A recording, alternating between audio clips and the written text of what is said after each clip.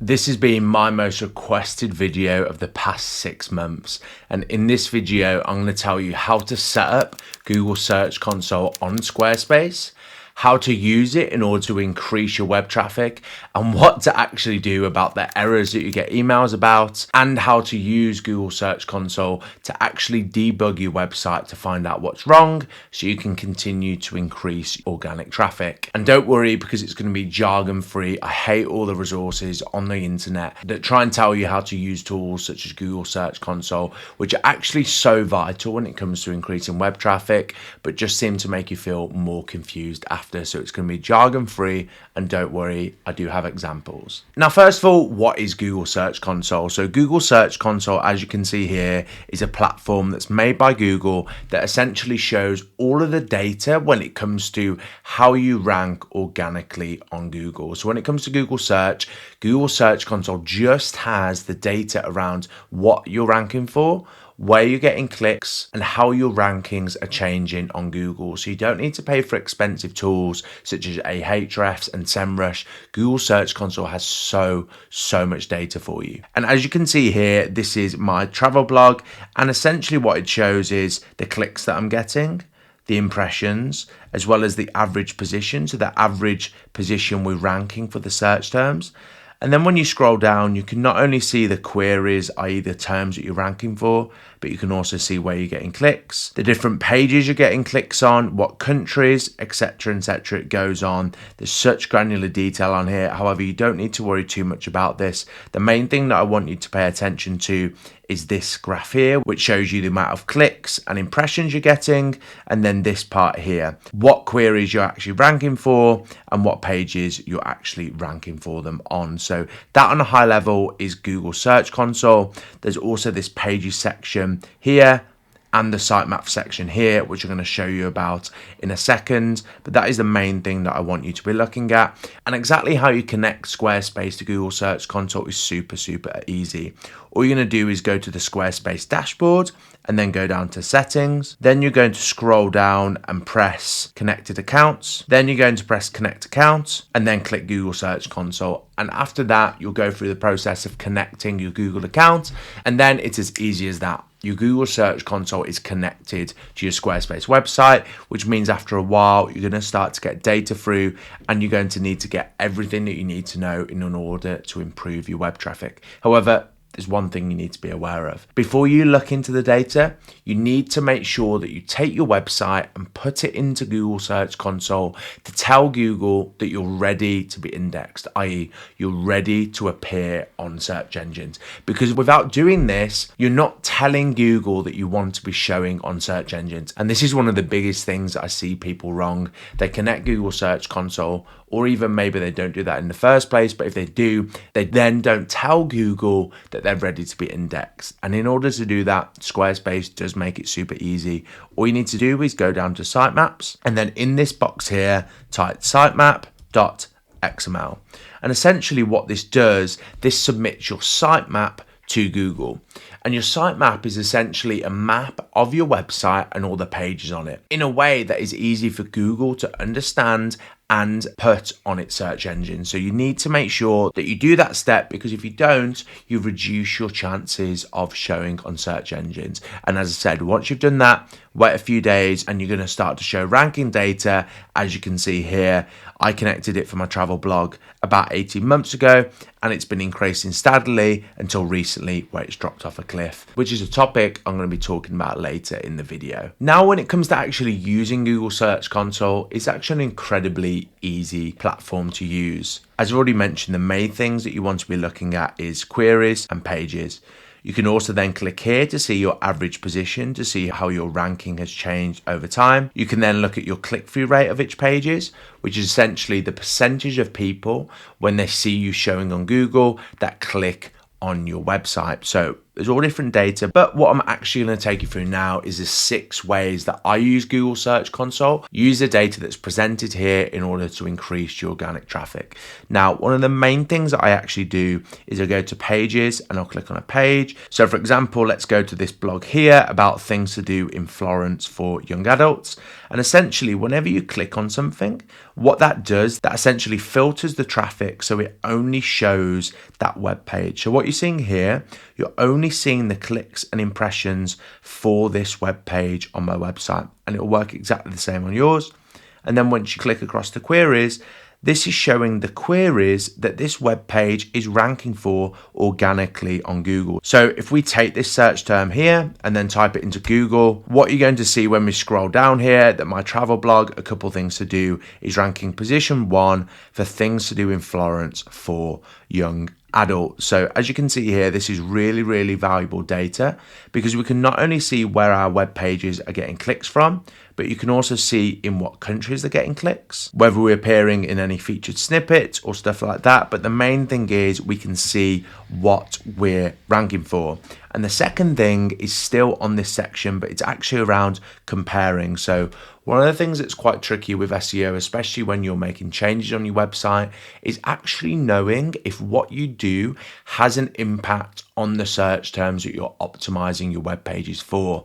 And that's why Google Search Console is so valuable, because if you click on this section here that says date and then go to compare, you can compare for any web page and any search term how your web traffic is changing month on month. And as you can see here, this is comparing the previous 28 days to the past 28 days. So we can not only see the change, which is super valuable because we can start to see the clicks difference and the impressions difference, which once we've made a change on a certain web page to optimize for a certain key term, we can start to learn whether what we're doing is actually having an impact, which I think is super valuable because maybe you've got a blog on your website which isn't performing. You go to here, you see that it's not performing well. You can then look at it on a month by month basis after you make changes to see if those changes are actually impacting the rankings, because as I've already said, you can look at the average position, you can see if the average position change, it becomes super valuable. So if you haven't already,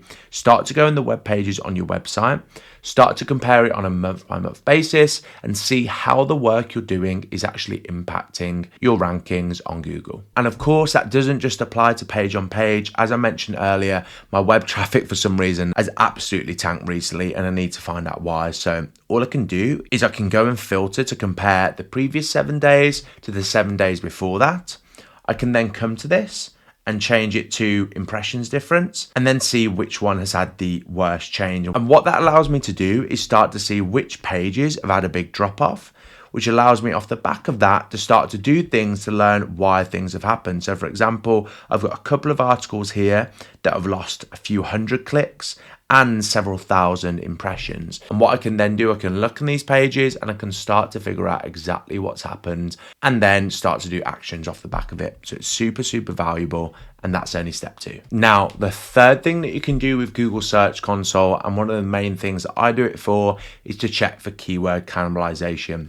And keyword cannibalization is when 2 or more pages on your website compete for the main key term. And exactly how you look into that, what you're going to want to do is go to, again, search results and the last 7 days or last 28 days, and then scroll down and find a search term that you're concerned that you may have keyword cannibalization with.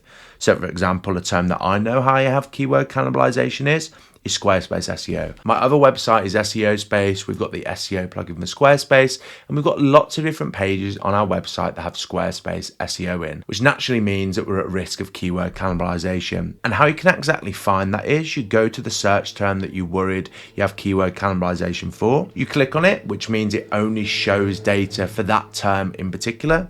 And then you go across the pages. And what this is showing, it's the pages on your website that are getting impressions and clicks for the selected search term.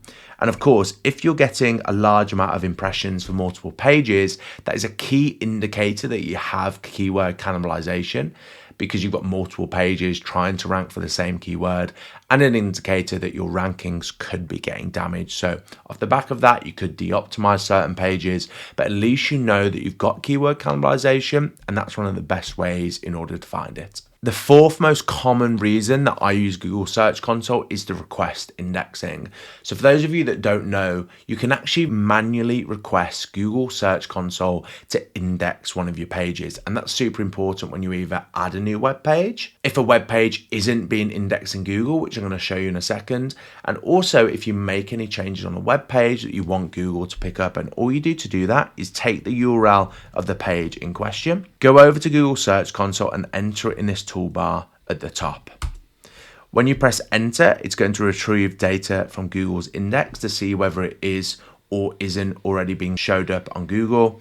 As you can see here, it's pulled through a load of information, but the most important thing that you need to look into is this request indexing. That is the process of manually requesting Google to index your web page. And not doing this is something that I've seen has cost people thousands and thousands of clicks, because sometimes, even if we submit our sitemap, even if we're following search engine best practice, Google just sometimes won't index our pages. And this is one of the best ways to do it. If it's still not indexing after this step, then there could be a more broader area, which you can feel free to check out SQSpace, as Squarespace SEO plugins do. We've got a 7-day free trial. So in that free trial, you can see if there's anything else holding back your SEO to stop you from ranking. But as you can see here, we've requested indexing. So if I had made any change on that web page, it wasn't indexed, etc., Google would now manually go through it and hopefully pick up those changes or put it on its search engines. And this leads really well onto the fifth way that I use Google Search Console, because as you can see in the previous step, I inspected the URL, i.e. the homepage of my website. And what this essentially does, it inspects the web page to see if it's on Google. And what it will actually also do is see if there's any errors or anything that's preventing you from being indexed on Google. So if you get any of those emails, if you get any errors from Google Search Console that there's a problem on a particular page, what I want you to do is get the URL, inspect it in this search bar, and Google Search Console is literally going to tell you what the errors are, which even if you don't understand them, you just copy and paste the error, search it into Google, and you're probably going to find a tutorial on how to fix it. So if you're having any problems, if you're getting emails, do the inspection, see what errors come up, and go from there. And as I just said, just Google it. You're not going to know how to do everything, but someone at least will. And the sixth and final thing that I use Google Search Console for, what I want you to do is come down to pages.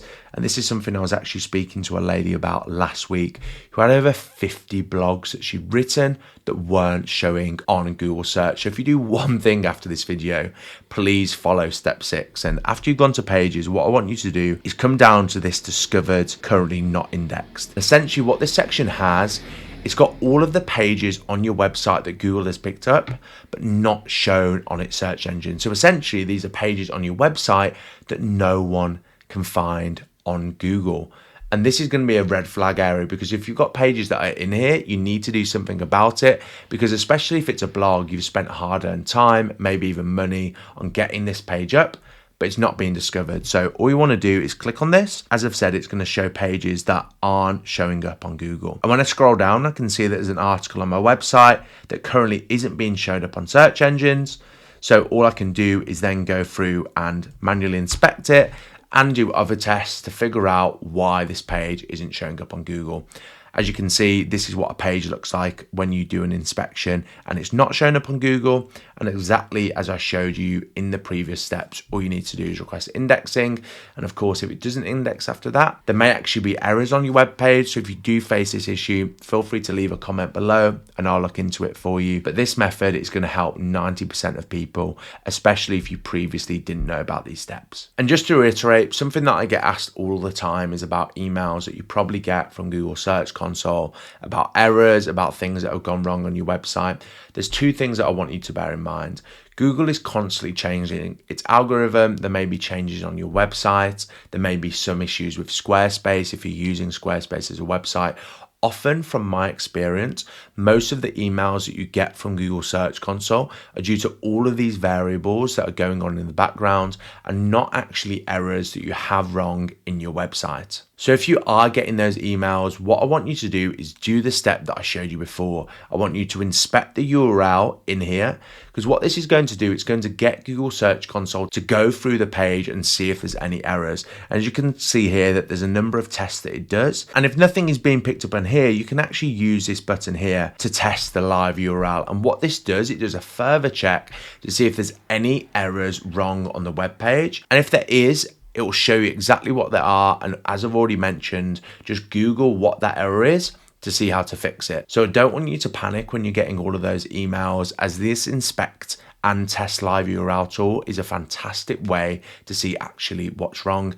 And as you can see here, this is what it looks like when nothing is wrong. It says the URL is available to Google. So there must be something else going on, such as it's just a new web page or something else which is preventing this web page show up. But if there is actually an error that's wrong with the web page, if you are getting emails about a web page and you do this step, you test the live URL and there's still an issue, it will show up here. And all you need to do is Google what's wrong, and there's going to be a tutorial that's going to take you exactly how to do it. And again, if there isn't anything, if you're still having problems, feel free to leave a comment below and I'll happily look into it for you. And there you are. That is, from my experience, the most comprehensive overview of the basics of Google Search Console that you need to know. I know sometimes it can be overwhelming. There's a lot of data involved with Google Search Console, but if you really go through the basics, if you really take the time to understand what I've just shown you, if you play around with it with your website, that's going to help you understand things a lot more and start to utilize Google Search Console, which is one of the most powerful SEO tools and free SEO tools out there. And of course, if you found this video interesting, feel free to subscribe to my YouTube channel, where I share lots of Squarespace SEO tips, as well as document the journey of growing my Squarespace SEO plugin at SEOspace, where we're the leading Squarespace SEO experts. But of course, thanks again, guys. Thanks for watching this video, and I'll hopefully see you in the next one.